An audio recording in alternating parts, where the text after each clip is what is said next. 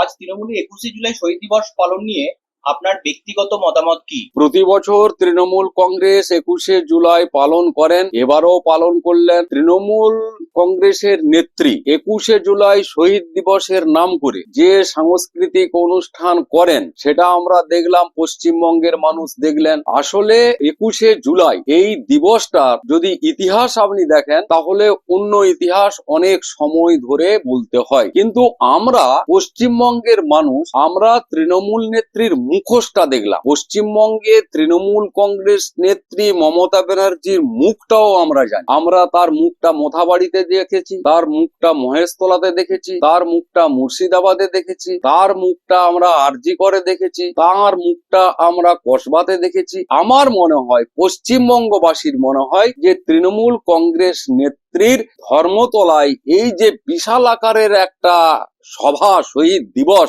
সেটা 26-এর আগে শেষ শহীদ দিবস পালন। বিগত কয়েকদিন ধরেই একটা বিষয় নিয়ে খুবই চর্চা চলছিল যে বিজেপির অন্যতম দাপুটে নেতা দিলীপ ঘোষ 21 মঞ্চে তৃণমূলের ঝান্ডা ধরবেন, কিন্তু বাস্তবে তা দেখা গেল না।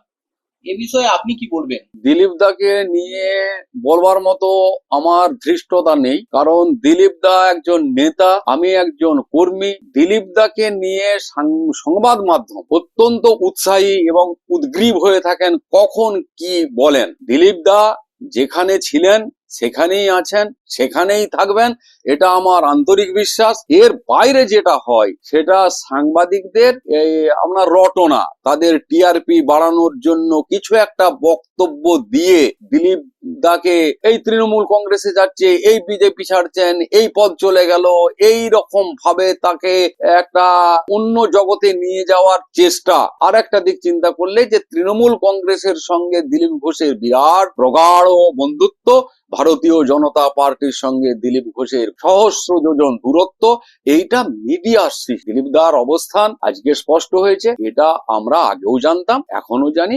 ভবিষ্যতেও জানবো। দিলীপ দা যেভাবে কাজ করছেন, যেভাবে সক্রিয় ছিলেন, সেইভাবেই আগামী দিনে সক্রিয় থাকবো। পশ্চিমবঙ্গের মানুষ, ভারতীয় জনতা পার্টি তাই চাইছে। 26-এর বিধানসভা ভোট নিয়ে আপনি বিজেপি সরকার করার তরফে ঠিক কতটা আশাবাদী? বিজেপি যে 26-এ সরকার করবে, এর আগে যখন 1980-র দশকে ভারতীয় জনতা পার্টি তৈরি হলো, তখন মানুষ বলতেন যে বিজেপি, একটা হতাশার সুর ছিল পশ্চিমবঙ্গের মানুষের কাছে। বিগত কয়েকটা নির্বাচনে আপনি যদি লক্ষ্য করেন রেজাল্ট, বিজেপির ভোট যেমন বেড়েছে, সিট যেমন বেড়েছে, তেমন বিজেপির উপর মানুষের বিশ্বাসটা বেড়েছে যে হ্যাঁ, তৃণমূল কংগ্রেসের বিকল্প পশ্চিমবঙ্গে প্রকৃতপক্ষে যদি কারা উন্নয়ন করতে পারে তাহলে সেটা বিজেপি, এবং বিজেপি সরকার তৈরি করবে 26-এ, এই বিশ্বাসটা আমি ভারতীয় জনতা পার্টির একজন কর্মী হিসাবে বলছি না, গ্রাম বাংলার মানুষ বলছেন, পশ্চিমবঙ্গের মানুষ বলছেন যে আমরা এই সরকারের হাত থেকে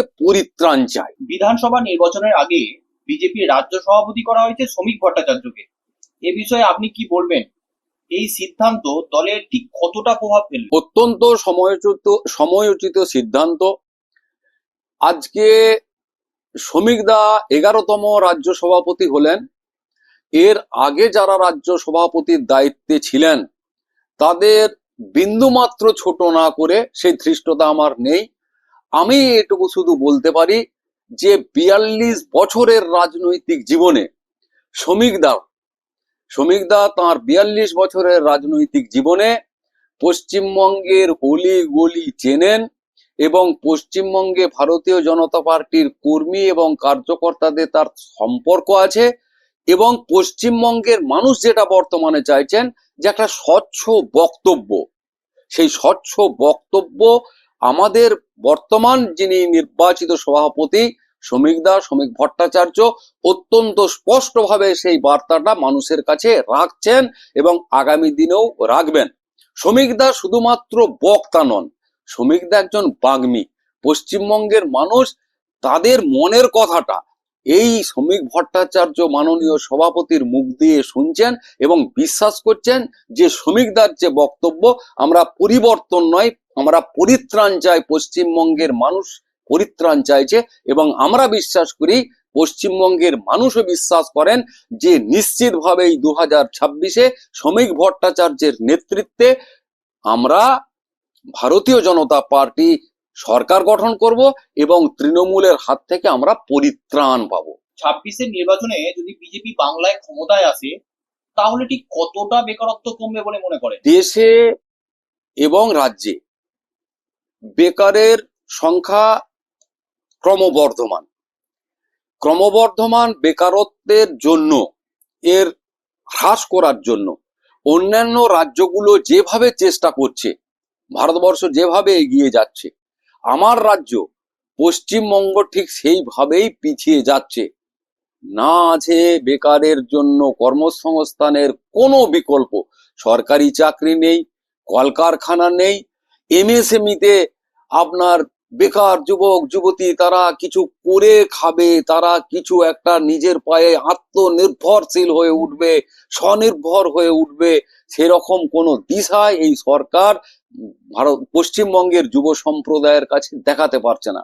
আমরা 26-এর নির্বাচনের আগে নিশ্চিতভাবে, আমরা তো দলীয় ইস্তেহার প্রকাশ করি না, আমরা ইস্তেহারটাকে বলি সংকল্পপত্র।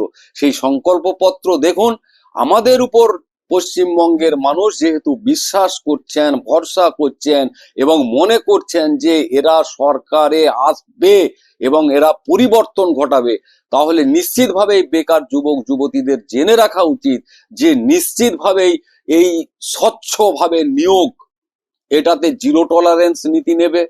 আপনার এই যে স্কুলগুলোর যে মুক্ত পরিবেশ, সেই মুক্ত পরিবেশ নিশ্চয়ই প্রাণখোলা পরিবেশ স্কুলগুলোতে ফিরে আসবে।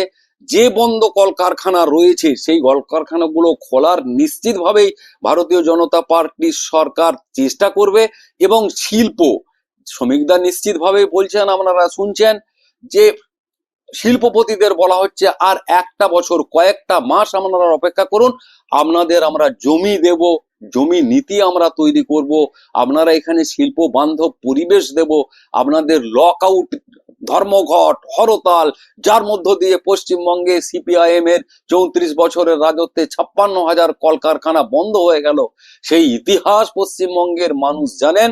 14 বছরের তৃণমূল সরকারকেও এরা দেখলেন, এরা যে সমস্ত দিক থেকে ফেলিওর, একটা মুখোশ পরে মমতা বন্দ্যোপাধ্যায় চলছেন, আসল মুখ তিনি অন্য জায়গায় আমরা তাকে লক্ষ্য করছি। পশ্চিমবঙ্গের মানুষকে তৃণমূল কংগ্রেস স্বপ্ন দেখিয়েছেন, ভারতীয় জনতা পার্টি বেকার যুবক যুবতী, কৃষক, সাধারণ মানুষ, কলে খাটা শ্রমিক, তাদের স্বপ্ন পূরণ করবে এবং 2026-এ তা শুরু হবে। এটা আমরা দায়িত্ব নিয়ে বলতে পারি।